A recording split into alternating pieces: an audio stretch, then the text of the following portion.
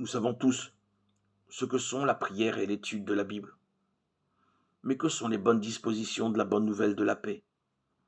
Ésaïe explique qu'ils sont beaux sur les montagnes les pas de celui qui porte la bonne nouvelle, qui proclame la paix, de celui qui porte l'heureuse nouvelle, qui proclame le salut, qui dit à Sion, ton Dieu est roi.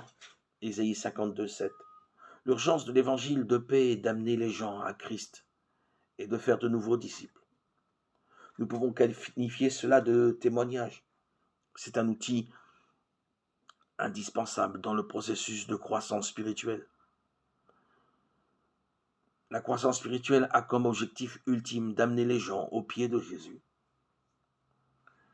Les personnes sincères et bien intentionnées, quels que soient leurs efforts, voient souvent leurs meilleures intentions contrariées par des échecs répétés et en concluent qu'elles n'ont pas le don de gagner des âmes.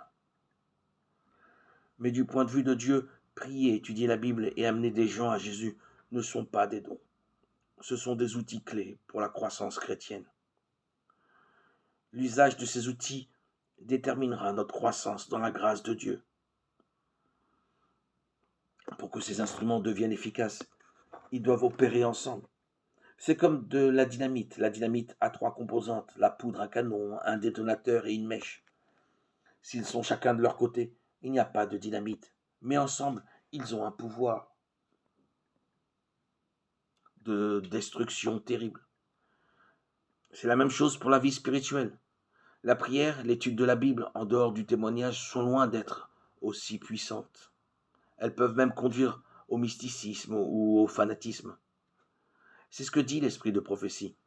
Mais cette période ne doit pas être consacrée à une dévotion abstraite. Il faut tout ensemble attendre, veiller, travailler avec vigilance.